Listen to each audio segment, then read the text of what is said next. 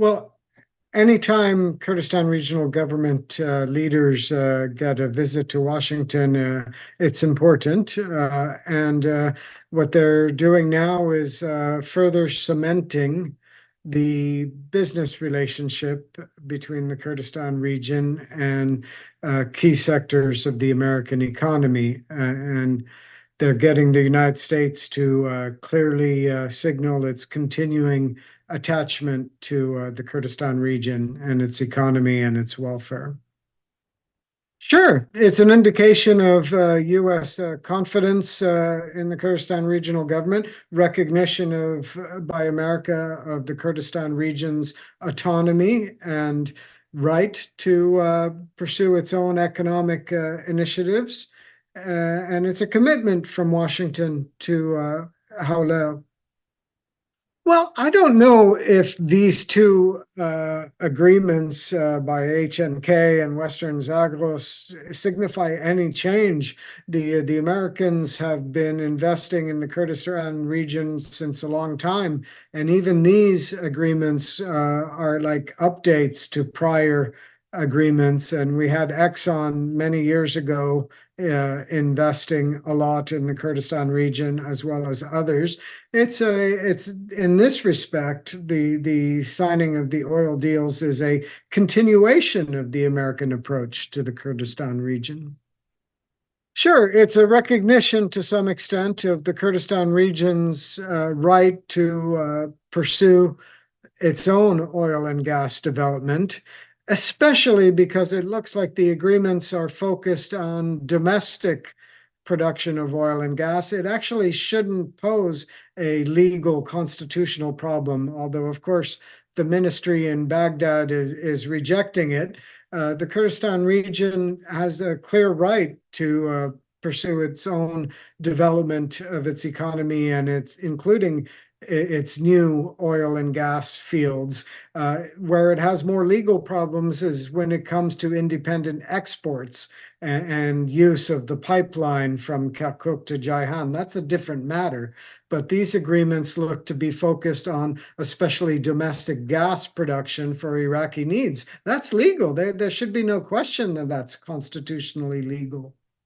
Well, I would expect and hope that Washington will push Baghdad and the authorities in Baghdad to respect the constitutional rights of the Kurdistan region, as enumerated in Articles 112 of the Constitution, 115, and others, and not overreach with its attempt to centralize all authority in Baghdad. Even for fields that existed before 2007, the Constitution says Baghdad has to manage them in cooperation with the regions and the governorates. And as for new fields, the Kurdistan region has complete legal right to develop them as it sees fit. Yes, I think that's right. I think that's been the case for many years now.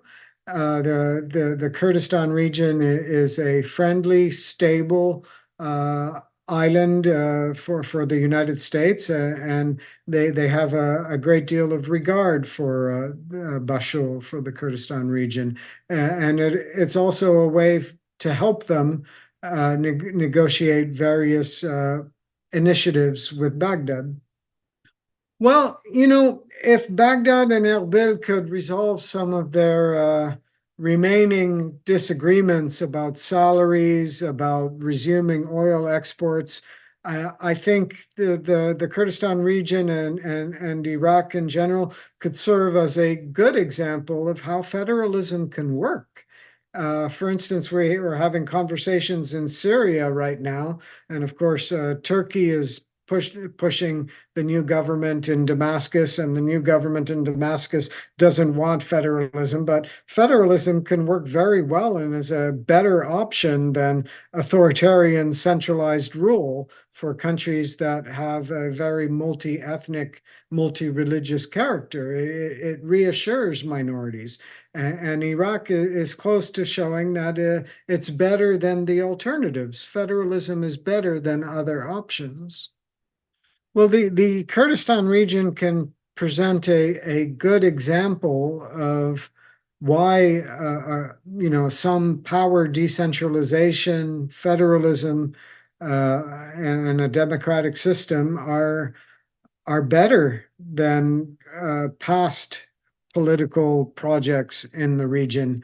They've avoided conflict, armed conflict for the most part between the Kurds and Arabs in Iraq, which was the case for so many years of Iraq's history.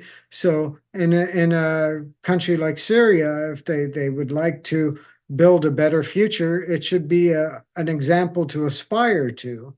Uh, and the Americans need to understand it. The Syrians, the Arabs in general.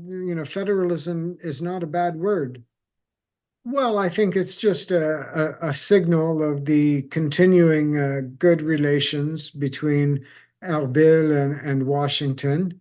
And this is the kind of engagement, investments, relationships, and diplomatic initiatives that we're always happy to see.